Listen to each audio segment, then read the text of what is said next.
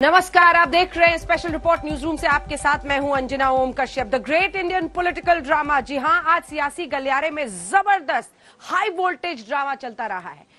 दिल्ली में दो पिचों पर बैटिंग हो रही थी। एक तरफ आम आदमी पार्टी और बीजेपी की तू मैं, तो दूसरी तरफ योगी आदित्यनाथ की नरेंद्र मोदी से मुलाकात। जी हां, ये सब कुछ यहां पर चल रहा था तो वहां ममता बनर्जी ने बंगाल में जोर का झटका धीरे से दिया है भारतीय जनता पार्टी को। मुकुल रॉय ने बीजेपी को टाटा कह दिया है, तो इधर कांग्रेस को चिंता सता रही है कहीं सचिन पायलट वहां पर थैंक यू ना बोल दे। इसीलिए दिन भर आज मान मनोवल का दौर चलता रहा। दूसरी तरफ पंजाब चलिए, वहां पर कांग्रेस की किचकिच खत्म नहीं हो रही है, तो अकाली दल ने अब हाथी की सवारी के लिए हामी भर दी है। बिहार हो, महाराष्ट्र हो, क्या सियासी खिचड़ी पक रही है। The great Indian political drama.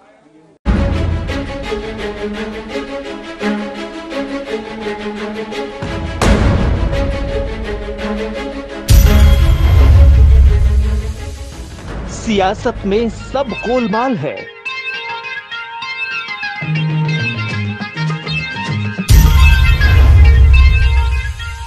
आया राम गया राम का खेल गजब है।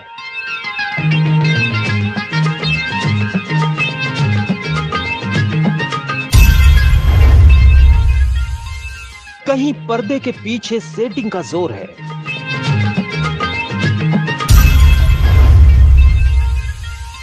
बड़े कांटे हैं सियासत की राह में।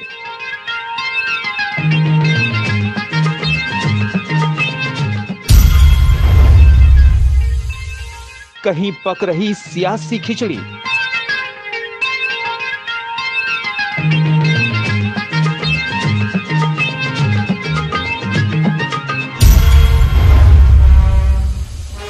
The great Indian political drama. शुरुआत दिल्ली वाली पहली पिच से करते हैं। जी हां, आज योगी आदित्यनाथ 5 घंटे मैराथन मीटिंग का दौर चला है राजधानी में। योगी आदित्यनाथ आज स्टूडेंट बनकर पहले अमित शाह के क्लास में गए। वहां पर सियासी पारी और चुनावों के पहले क्या करना है वो सब कुछ सीखा। फिर वो प्रधानमंत्री नरेंद्र मोदी के क्लास में गए। वहां पर भी चुनाव जीतने का मंत्र उन्हें सिखाया गया। फिर संगठन वाली क्लास के लिए वो जेपी नड्डा के सामने पहुंचे। क्या निकला इन क्लास के जरिए, देखिए इस रिपोर्ट।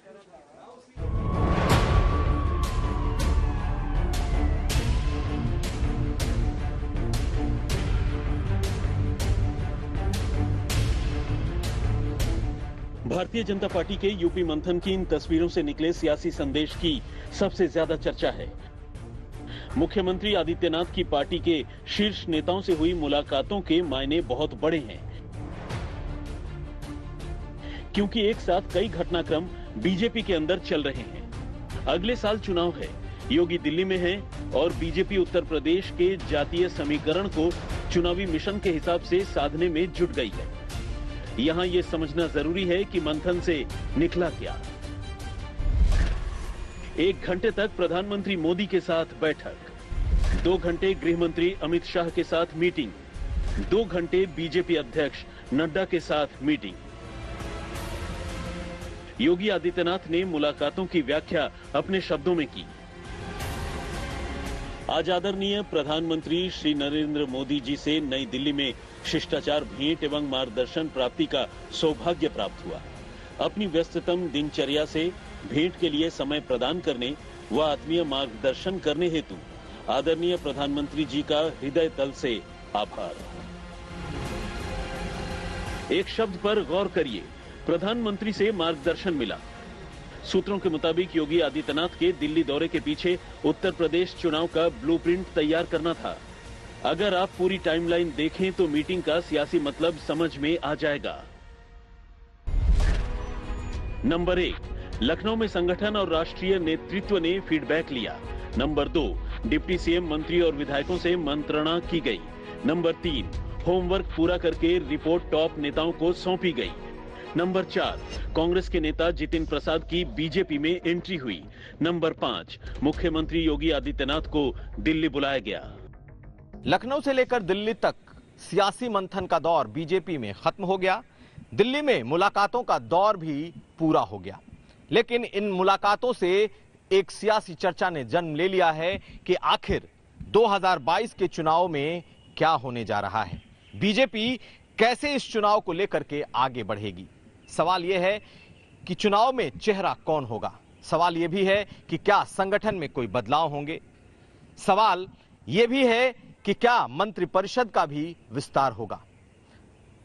पिछले कई सालों से यूपी की सियासत को देखते देखते इतना तो मैं कह सकता हूं कि बीजेपी एक बार फिर 2017 के फॉर्मूले को अपनाने जा रही है।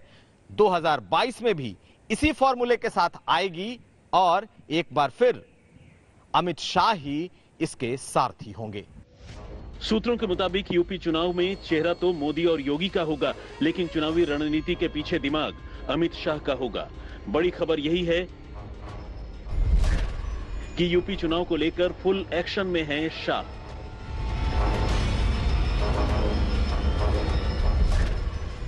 उत्तर प्रदेश की कमान अमित शाह ने संभाली। पार्टी के अंदर कील कांटे दुरुस्त करेंगे शाह।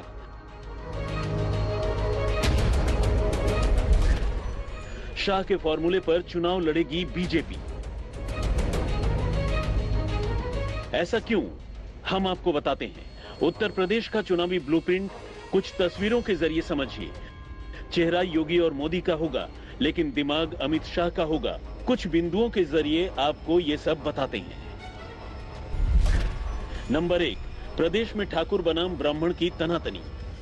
नंबर 2, योगी की कार्यशैली से संतुष्ट नहीं विधायक। नंबर 3, ओबीसी वोट बैंक को साधने में जुटे एसपी और बीएसपी। नंबर 4, पंचायत चुनाव में बीजेपी का प्रदर्शन। चुनाव 2014 का हो, 2017 का हो या फिर 2019 का, बीजेपी ने तमाम पहले के ट्रेडिशनल राजनीति को अपने समीकरणों से ध्वस्त किया। वो चाहे समाजवादी पार्टी का यादव मुस्लिम फॉर्मूला रहा हो या फिर मायावती का दलित मुसलमान और ब्राह्मण फॉर्मूला रहा हो।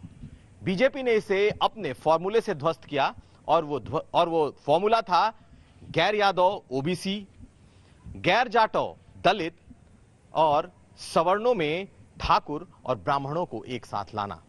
और इस फॉर्मूले ने बीजेपी के लिए ऐसी बेजोड़ समीकरण बनाए जो पिछले एक दशक से बीजेपी को लगभग सत्ता में काबिज रखे हुए हैं। अब आप कुछ तस्वीरों को गौर से देखिए, तभी उन तस्वीरों के पीछे का सियासी मकसद पता चलेगा। बीजेपी 2022 में वापसी के लिए सियासी नुकसान को कम करने में जुट गई है। जातीय समीकरण की गणित को फिट किया जा रहा है। पहली तस्वीर कांग्रेस से बीजेपी में आए जितिन प्रसाद की है। जितिन प्रसाद के बीजेपी में आने के पीछे सबसे बड़ा फैक्टर ब्राह्मण वोट बैंक का है। वही वोटर जो बीजेपी से नाराज माना जा रहा है। खबर यहां तक है कि योगी के मंत्रिमंडल का विस्तार हो सकता है और उसमें ब्राह्मण कोटे से जितिन प्रसाद मंत्री बन सकते हैं। दूसरी तस्वीर अनुप्रिया पटेल की है। 2019 के बाद से अनुप्रिया पटेल सियासी परिदृश्य से गायब थी, लेकिन चुनावी साल में पिछड़ी जाति से आने वाली अनुप्रिया पटेल से अमित शाह की मीटिंग हुई, मतलब पिछड़ी जाति को साधने की कोशिश। तीसरी तस्वीर निषाद पार्टी के अध्यक्ष संजय निषाद और सांसद प्रवीण निषाद से शाह की हुई मीटिंग की है, यानी अति पिछड़ी जाति को साधने की जुगत है। कहते हैं दिल्ली का रास्ता उत्तर प्रदेश से होकर गुजरता है और 2024 बीजेपी के लिए बेहद महत्वपूर्ण होगा। इसलिए 2022 में बीजेपी कोई रिस्क उत्तर प्रदेश में नहीं लेना चाहेगी और अपना पुराना ट्राइड और टेस्टेड फॉर्मूला ही अपनाएगी। यानी कि छोटे छोटे उन दलों के साथ वो गठबंधन करेगी जो उनके साथ गठबंधन में थे और पिछड़ों, अति पिछड़ों और अति दलितों को जोड़ने की जो बीजेपी की कोशिश रही है, बीजेपी एक बार फिर उसी फॉर्मूले पर चुनाव में आएगी। उत्तर प्रदेश में बीजेपी कई पार्टियों के साथ गठबंधन करेगी, भले ही पार्टी क्यों न छोटी हो, जैसा पहले किया था। दिल्ली मंथन के बाद जो बड़ी खबर सामने आई है वो ये है कि अब उत्तर प्रदेश को लेकर सभी बड़े फैसले दिल्ली से पूछकर होंगे।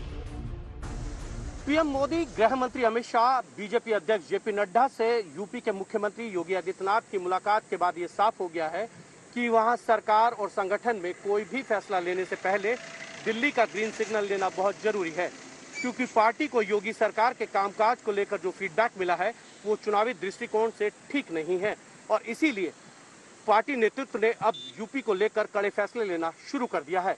कैमरामैन प्रदीप गुप्ता के साथ हिमांशु मिश्रा, दिल्ली, आज तक। यूपी की कमान संभाल रहे योगी आदित्यनाथ दरअसल एक मेधावी छात्र तो हैं ही, अपने आप को मानते हैं, लेकिन उनकी उम्मीद यह है कि डिस्टिंक्शन से वो पास करेंगे। पंचायत चुनाव कह रहे हैं कि मार्क्स कम आ गए हैं। ऐसे में अब उन्हें अमित शाह का फॉर्मूला ही चुनाव के लिए याद करना पड़ेगा।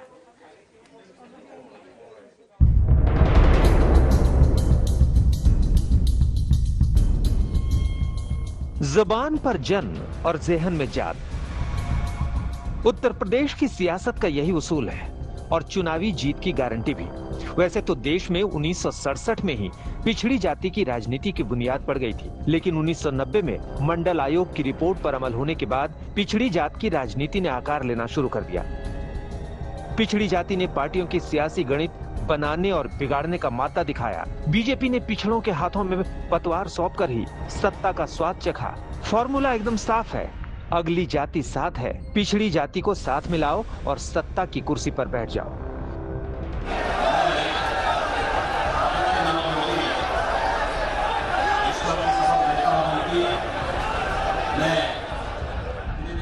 इसी सोशल इंजीनियरिंग के फॉर्मूले के दम पर बीजेपी ने उत्तर प्रदेश में ऐतिहासिक जीत हासिल की।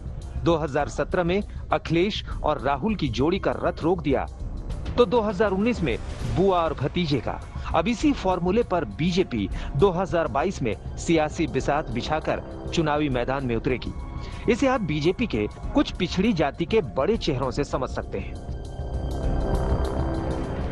नाम केशव प्रसाद मौर्य, पद डिप्टी सीएम। नाम स्वतंत्र देव सिंह, पद प्रदेश अध्यक्ष। नाम कल्याण सिंह, पद पूर्व गवर्नर। नाम स्वामी प्रसाद मौर्य, पद कैबिनेट मंत्री। नाम लक्ष्मी नारायण चौधरी, पद कैबिनेट मंत्री। नाम अनिल राजभर, पद कैबिनेट मंत्री। नाम अनुप्रिया पटेल, पद सांसद। नाम प्रवीण निषाद, पद सांसद। बीजेपी को सबसे बड़ा खतरा अखिलेश यादव से है, क्योंकि पिछड़ी जाति में यादवों का एकमुश्त वोट एसपी को जाता है और अगर गैर यादव पिछड़ी जाति उनके साथ जुड़ गई तो बीजेपी का खेल खराब होना पक्का है। बीजेपी की पूरी प्लानिंग है जात के हिसाब से उत्तर प्रदेश की सियासी जमीन पर सींचना। बुंदेलखंड और पूर्वांचल के जिलों में लोध, कुर्मी, पाल और कुशवाहा जैसी जातियां यादवों के बराबर की हैसियत रखती हैं और अक्सर यादवों के असर को न्यूट्रल कर देती हैं और बीजेपी की रणनीति यही है। बीजेपी के सामने चुनौती बड़ी है क्योंकि 2017 में बीजेपी ने छोटी छोटी पार्टियों के साथ गठबंधन किया था। आज गठबंधन के कुछ साथी नाराज हैं तो कुछ छोड़ चुके हैं। हम सब लोगों ने मिलकर के बीजेपी की सरकार 17 में बनाई। हम लोगों के सहारे 19 में भी यूपी में उन्होंने चुनाव जीता। जब पिछड़ों के अधिकार की बात आती है तो हनन होता है। 69,000 शिक्षक भर्ती में 5,844 पद योगी जी ने पिछड़ों का लूट लिया। क्या अनुप्रिया जी सदन में इस बात को योगी अमित शाह और मोदी से सवाल करेंगी? क्या यहां आशीष जी सदन में इस बात को रखेंगे? उनके 9 विधायक हैं, क्या सदन में बोलने की हिम्मत है? यहाँ आपको यह समझना है कि बीजेपी गैर यादव पिछड़ी और अति पिछड़ी जाति को साधना चाहती है, क्योंकि जीत का फॉर्मूला तभी तैयार होता है। करीब 48% पिछड़ी जाति का वोट बैंक, सबसे ज्यादा करीब 20% यादव, 28% गैर यादव ओबीसी। बीजेपी की नजर है करीब 8% कुर्मी वोट पर, 4% तेली वोट बैंक पर, 5% लोध वोट बैंक पर, 4.5% निषाद वोट बैंक पर, 2% मौर्य वोट बैंक पर, 2.5% राजभर वोट बैंक पर। 2017 में बीजेपी का फॉर्मूला एकदम क्लियर था, जिसके दम पर अमित शाह ने यूपी फतेह किया। जनरल वोट बैंक, गैर पिछड़े वोट बैंक, दलित वोट बैंक, यानी बीजेपी की जीत। बीजेपी को पता है बीजेपी ने पिछड़ी और अति पिछड़ी जात को साधने के लिए कई जिलों में पिछड़ों और दलितों को संगठन की कमान सौंप रखी है, लेकिन बीजेपी के प्लान 2020 पर विपक्ष प्रहार कर रहा है। 2022 से पहले चुनावी मौसम का आगाज हो गया और बीजेपी ने इसकी शुरुआत कर दी है। अब देखना होगा कि 2022 में बीजेपी की सोशल इंजीनियरिंग क्या सियासी बिसात पर एकदम सही साबित होगी, यानी शह और मात का खेल अभी बाकी है। सबसे बड़ा फैक्टर ओबीसी फैक्टर है और उसी की वजह से बीजेपी लगभग 50% वोटिंग तक पहुंच गई है और इसे बीजेपी किसी सूरत में खोना नहीं चाहती। ये जो पूरा का पूरा घटनाक्रम राजनीतिक आपको दिखाई दे रहा है, इसके पीछे एक बड़ी वजह यह है कि बीजेपी 2022 के चुनाव में एक बार फिर ओबीसी वोट बैंक पर अपनी नजरें गड़ाए हुए है और दोबारा से अपने वोट बैंक को उसी प्रचंड तरीके से पाना चाहती है। कुमार अभिषेक, लखनऊ, आज तक। तो दिल्ली में यूपी बचाने के लिए भारतीय जनता पार्टी का मंथन का दौर चलता रहा दिन भर, लेकिन वो नहीं बचा पाए अपनी पार्टी में मुकुल रॉय को। निकल गए, मुकुल जी आए और मुकुल जी चले भी गए। मुकुल रॉय जिनकी घर वापसी हो गई है। दरअसल पार्टी की ऐसी हार हुई बंगाल में, अब वो घर वापसी कर गए टीएमसी में। इसे कहते हैं नहले पे दहला। चुनाव से पहले बीजेपी ने आयातित नेताओं की छड़ी लगा दी। टीएमसी के तमाम नेताओं को दनादन अपनी पार्टी में शामिल कर लिया। चुनाव खत्म हुआ, बंगाल की सियासी तस्वीर एकदम बदल गई। आज जो तस्वीर आप देख रहे हैं, ये तस्वीरें ममता स्टाइल पॉलिटिक्स का साक्षात प्रमाण हैं। आज बीजेपी को सूद समेत पूरा हिसाब ममता बनर्जी ने बराबर कर दिया। सोचिए, बीजेपी के राष्ट्रीय उपाध्यक्ष मुकुल रॉय की घर वापसी हो गई। सियासत के इस सीन पर यह कहावत एकदम फिट बैठती है कि 100 सुनार की और 1 लुहार की। 2017 में टीएमसी छोड़कर गए मुकुल रॉय ने बेटे शुभ्रांशु रॉय के साथ घर वापसी कर ली। More people will come. More member of parliament, ma'am, member of parliament. I do not know. Whenever the information will be coming, then we will let you know. From now, I cannot say anything.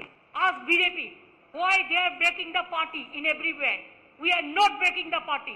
Now there is no situation that we are not majority. It is not that situation like BJP. What BJP do, we don't do it. Mamata Banerjee ने बंगाल की सियासत में अपना नया trailer launch कर दिया। Trailer को देखकर सोचिए पूरी पिक्चर कैसी होगी, क्योंकि ममता का दावा है कि घर वापसी के लिए बीजेपी के तमाम नेता लाइन लगाकर खड़े हैं। ममता के इस दावे ने बंगाल बीजेपी में भूचाल ला दिया है। आगे क्या होगा ये बाद में, उससे पहले टीएमसी छोड़कर बीजेपी में आए और बीजेपी से टीएमसी में लौटे मुकुल रॉय का अनुभव सुनिए। আমি বলেছি বিজেপি করতে পারলাম না, করব না, সেই কারণেই সিদ্ধান্ত নিয়ে আমি আমার পুরনো ঘরে ফিরে গেছি। अगर बीजेपी ने 2019 में बंगाल में ऐतिहासिक जीत हासिल की तो इसके शिल्पकार मुकुल रॉय ही थे। वही नेता जो एक जमाने में टीएमसी में नंबर 2 की हैसियत रखते थे। ममता के बाद पार्टी में नंबर 2 थे। यहाँ तक कि टीएमसी के संस्थापक मेंबरों में एक थे। लेकिन 2015 में शारदा स्कैम के बाद ममता बनर्जी से उनके रिश्ते तल्ख हो गए थे और 18 के बाद उन्होंने अपनी नेता का साथ छोड़ दिया था। मतभेद थे लेकिन कभी मनभेद नहीं हुआ था। मतविरोध कोनोदिनও ছিল না, আজও নেই, আগামী দিনেও থাকবে না।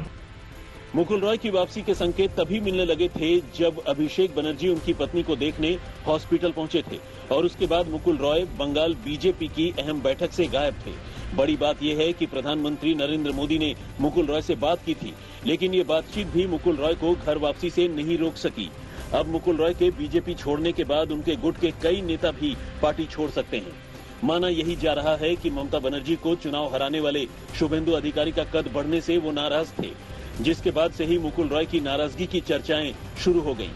मुकुल रॉय की टीएमसी में एंट्री हो गई है, लेकिन ममता बनर्जी ने ये साफ कर दिया है कि वफादार से गद्दार बने दूसरे नेताओं की घर वापसी मुमकिन नहीं है। But I said that who have criticized the party like anything and who have done the betray before election for BJP, for money, for everything, we are not considering them.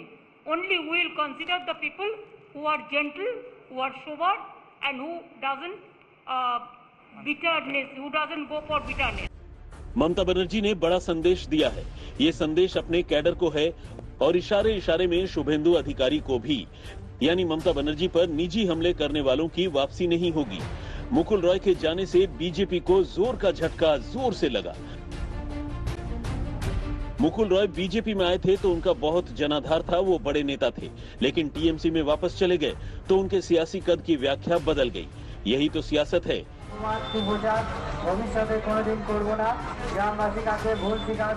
नेता तो नेता बीजेपी में शामिल हुए TMC के workers अब बाजारों में लाउड स्पीकर पर ममता बनर्जी से माफी मांगते घूम रहे हैं। ये तस्वीरें बंगाल की सियासत में ममता बनर्जी की मजबूत पकड़ और बीजेपी के बढ़ते संकट की गवाह हैं।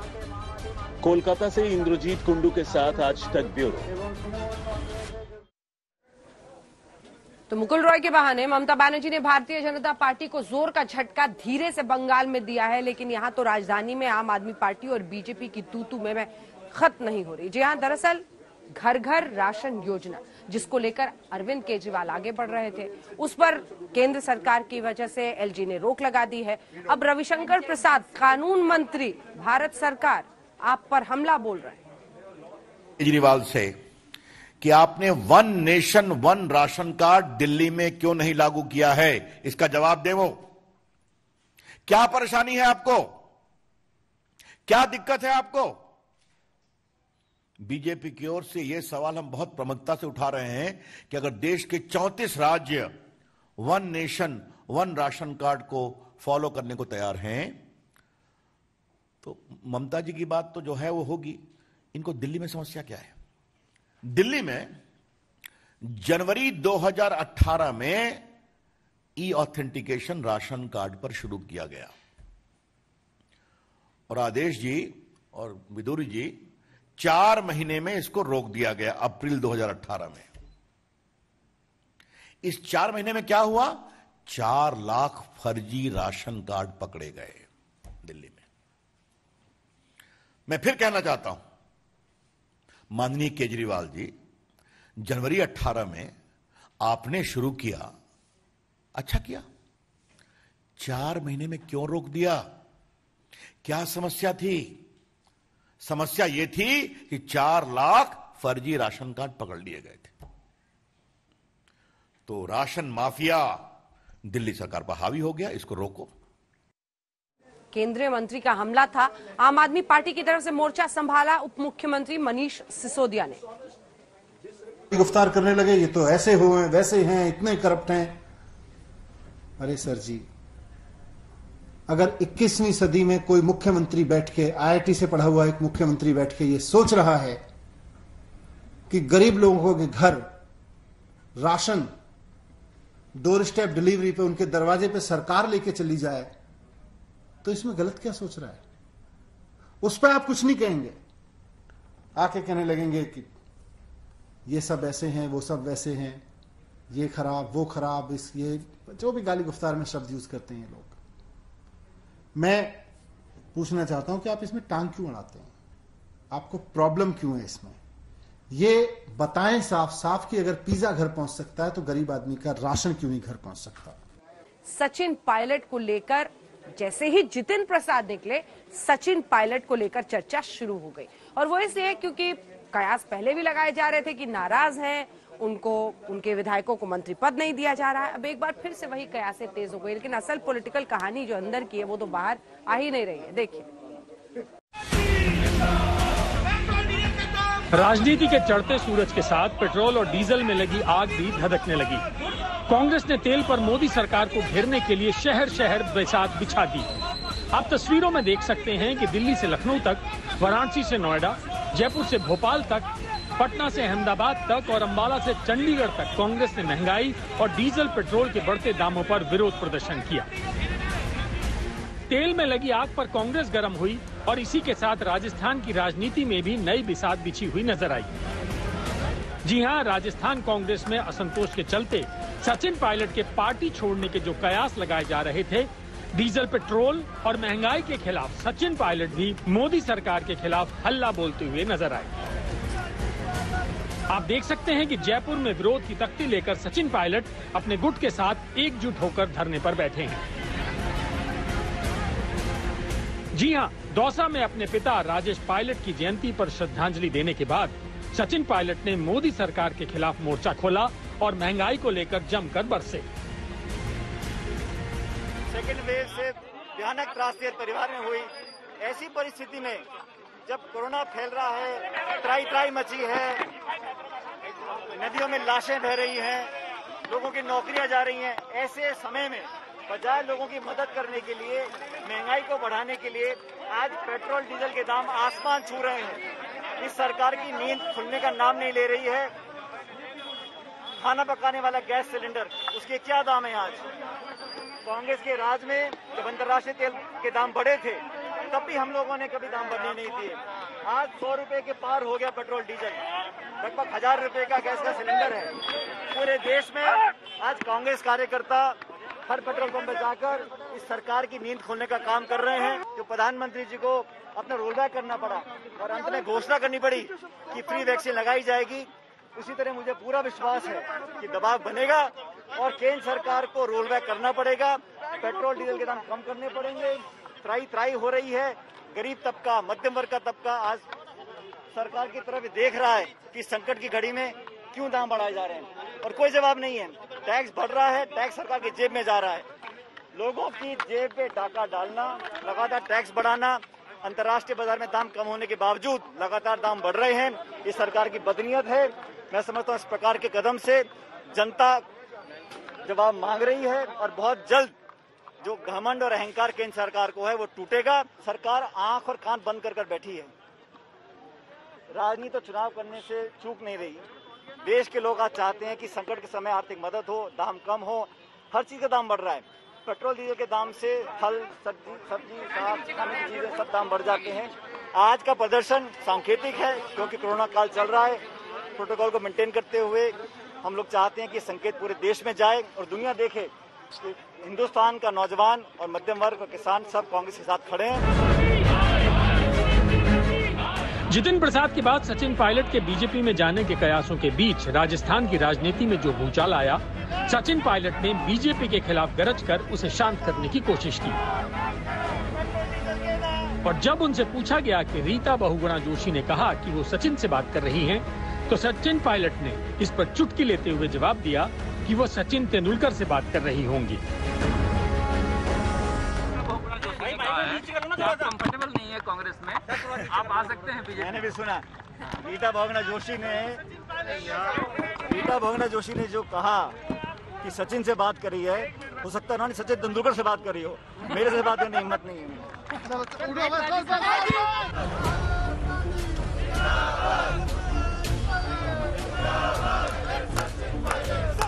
हालांकि उनके समर्थक इस मौके पर सचिन पायलट और राहुल गांधी के अलावा किसी और के नारे नहीं लगा रहे थे। यानी पायलट के प्रदर्शन से गहलोत का नाम आउट। कुछ विधायकों ने सचिन के साथ खड़े होने का दम भरा, तो कुछ कांग्रेस के पदाधिकारियों और कार्यकर्ताओं ने आवाज उठाई कि चाहे जितने साल लग जाएं, सचिन पायलट ही मुख्यमंत्री बनेंगे।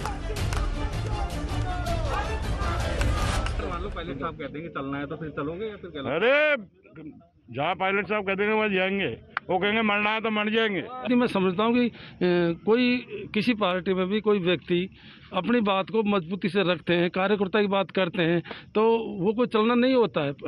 आंतरिक लोकतंत्र में सब बात जायज है और ये बात करनी चाहिए। पायलट साहब ये बात करते रहे। राजस्थान की राजनीति में भले ही कांग्रेस कह रही है कि सब कुछ ठीक ठाक है, लेकिन जमीन पर मतभेद साफ दिखाई दे रहे हैं।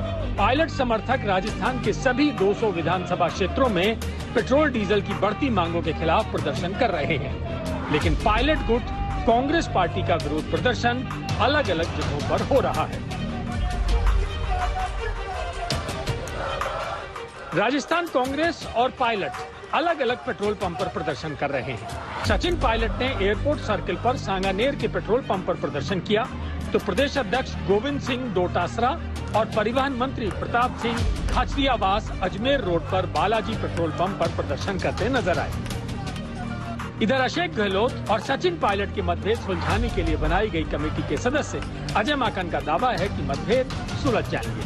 उन्होंने कहा कि मंत्रिमंडल के खाली पद भी जल्द भरे जाएंगे और जो रिक्त पद हैं, चाहे वो कैबिनेट के हों, चाहे वो सरकार के अंदर बोर्ड और कमीशन के हों, उसको बहुत जल्दी अपॉइंटमेंट कर दें। सब लोगों से बात करें। सच ये भी है कि कांग्रेस हाईकमान ने सचिन पायलट को मनाने की कोशिश की। कांग्रेस महासचिव प्रियंका गांधी से लेकर कांग्रेस के सभी बड़े नेताओं ने देर रात सचिन पायलट को फोन घुमाए और समाधान का भरोसा दिया। जयपुर से शरद कुमार के साथ आज तक ब्यूरो। तो राजस्थान से जुड़ा सवाल कि पायलट साहब के पास है कांग्रेस का विमान, तो कहां होगी उनकी लैंडिंग। लेकिन यहां पर तो सियासी खिचड़ी की भी खूब चर्चा है जो महाराष्ट्र में पक रही है। जब से उद्धव ठाकरे प्रधानमंत्री नरेंद्र मोदी से मिले हैं तब से नजारा और शब्द सब जरा बदला सा है। संजय राउत खुलकर प्रधानमंत्री नरेंद्र मोदी की तारीफ कर रहे हैं। इधर शरद पवार से मिलने के लिए पहुंचे हैं प्रशांत किशोर। लेकिन कुल मिलाकर ये सियासी खिचड़ी महाराष्ट्र की आखिर क्या है, देखिए। 8 जून को महाराष्ट्र के मुख्यमंत्री उद्धव ठाकरे और प्रधानमंत्री की मुलाकात। फिर शिवसेना के वरिष्ठ नेता और सांसद संजय राउत का प्रधानमंत्री मोदी को टॉप लीडर बताना। नरेंद्र मोदी हे भारतीय जनता पक्षाचे आणि देशाचे सगळ्यात मोठे नेते आहेत आणि गेल्या 7 वर्षात भारतीय जनता पक्षाला जे यश प्राप्त झालेलं आहे ते नरेंद्र मोदी यांच्या चेहऱ्यामुळेच प्राप्त झाले, हे नाकारता येणार नाही, ते स्वीकारलं पाहिजे। पण आपल्याला शेवटी देशाचे नेते आहेत ते, पण ते ज्या पक्षातून पुढे गेलेले आहेत त्या पक्षाला वाटतं की प्रत्येक निवडणूक ही प्रधानमंत्र्यांच्या नावावर जिंकावी। अटल बिहारी वाजपेयी यांचा सुद्धा फोटो सर्वत्र वापरला जातो। राजनीतिक और रणनीतिकार प्रशांत किशोर यानी पीके का पवार से मिलने पहुंचना और पूर्व मुख्यमंत्री देवेंद्र फडणवीस का ये कहना कि हमने शिवसेना से रिश्ता नहीं तोड़ा है बल्कि मातोश्री ने हमारे लिए दरवाजे बंद कर लिए थे। जरूर महाराष्ट्र में भी द ग्रेट पॉलिटिकल ड्रामा चल रहा है।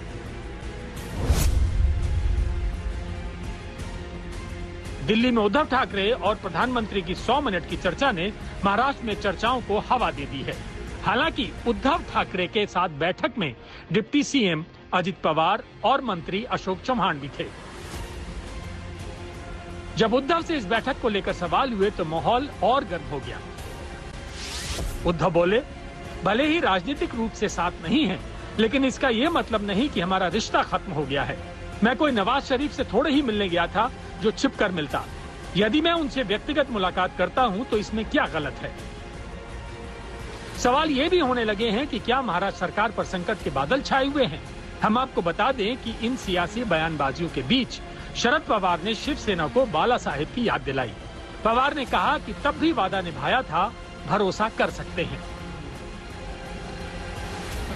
शिवसेना तो नुसता फुला आला नाही, पण त्यांनी धोरणात्मक निर्णय घेतला की या निवडणुकीमध्ये इंदिरा गांधींना मदत करण्यासाठी शिवसेना एक सुद्धा उमेदवार विधानसभेला उभा करणार नाही।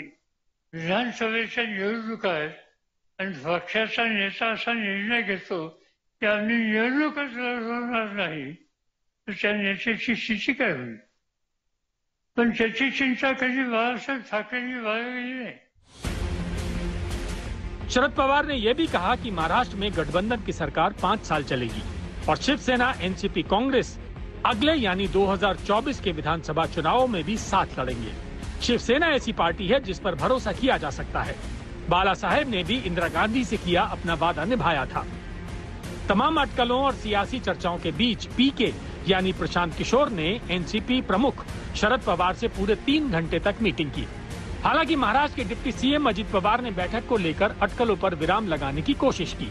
उधर शिवसेना नेता संजय राउत ने कहा कि कई नेता प्रशांत किशोर के साथ संपर्क में हैं, जबकि एनसीपी नेता छगन भुजबल ने कहा कि उन्हें इस बैठक के एजेंडे के बारे में कोई जानकारी नहीं है।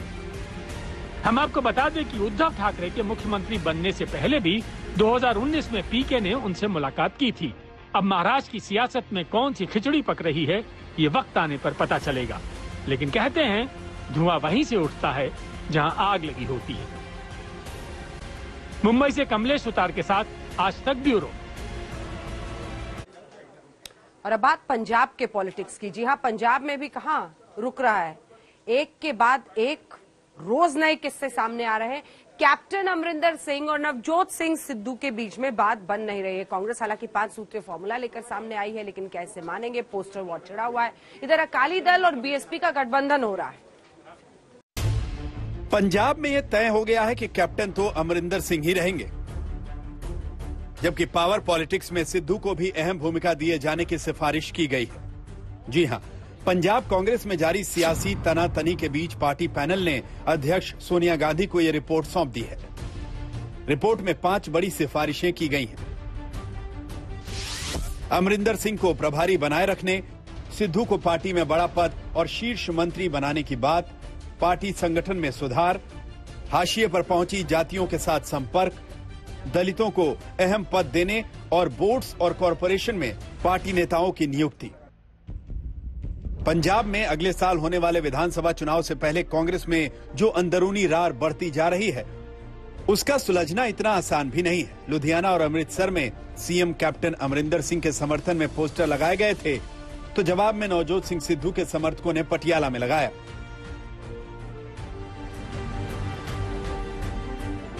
आपको बता दें कि पटियाला की शहरी सीट से कैप्टन अमरिंदर सिंह चुनाव लड़ते आए हैं, तो वहीं नवजोत सिंह सिद्धू ने अमृतसर ईस्ट सीट से चुनाव लड़ा था। लेकिन अब कांग्रेस में जारी कलह के बीच दोनों में सीधी टक्कर देखने को मिल रही है।